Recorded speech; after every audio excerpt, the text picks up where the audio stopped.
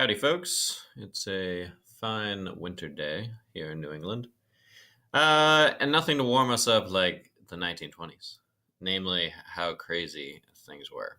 So you'd think World War One's over, life is going to get better. It doesn't. Well, I mean, it does, but it takes a little bit because there's a lot of angst going on in the United States. Some of it stems from communism. We have a communist revolution in 1919 in Russia. Tsar Nicholas and his royal family are overthrown by communists, people that want to give power to the people, give power to the workers, who they see as really getting the short end of the stick with this whole capitalism thing. So, certainly, while there's a communist revolution in Russia, why does that affect the United States? Well, there's a Communist Party of the United States, which is under the very strong belief that a communist revolution could also happen in the US, which scares the bejesus out of anyone that's an elected official in the United States, really creating something called the Red Scare.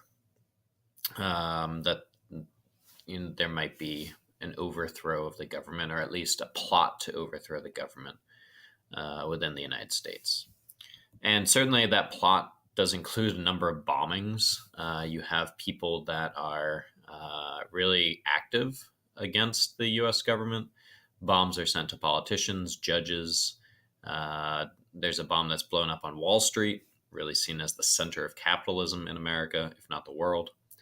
And it's a scary time for a lot of people. They don't really know who these people are. Many of them are, in fact, anarchists who don't support any type of government beyond just the communists.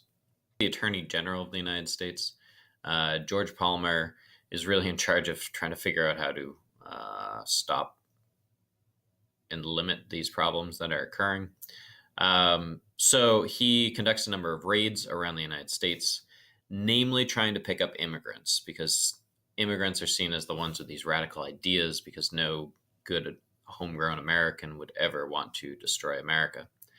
And in these raids all over the country, he sweeps up people that are seen as radicals, seen as sympathizers to the communists, seen as anarchists, that are saying different things or publishing different things, even if they haven't acted against the United States. These people are rounded up and deported. So these people here are waiting for deportation. And certainly evidence for the crimes that these people committed in many cases was pretty sparse. So it really was taking away a lot of rights that Americans had for especially free speech. It made people afraid to say anything that they thought might get them sent out of the country. And with the Palmer raids, we also have a case which we'll be looking at in my class, Sacco and Vanzetti in good old Braintree, Massachusetts. But I won't get into that now. But for those of you not in my class, well, look it up. It's a good case. So we have this Red Scare going on in the United States. The U.S. is essentially cracking down on civil liberties to try to stop people from being so afraid.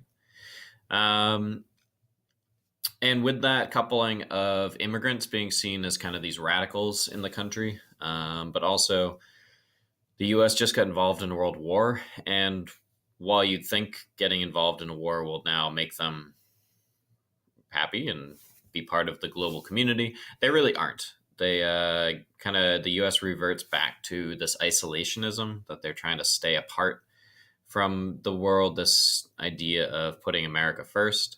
And with that, when you're trying to isolate, you also look inwards, which why we have a lot of issues with immigration in the early 1920s.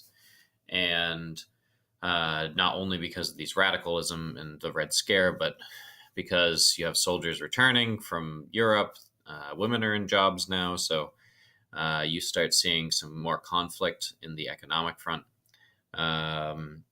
And there's really a push to limit immigration. So there's a quota system which is put into place where only a certain amount of immigrants can come from certain countries. In some cases, countries are like China are completely stopped from entering the country, which angers a lot of foreign countries around the world. In addition to that, we have the Ku Klux Klan marching on Washington. So we talked about the Great Migration during World War I. You have a huge movement of African Americans from the south to the north, which brings up a lot of racial tensions around the country. So this growth now of also a desire to limit the effect, limit the influence African Americans play in the country, also arises at the turn of the century. So immigrants are feared, African Americans are feared, radical beliefs politically are feared, and certainly workers are also feared.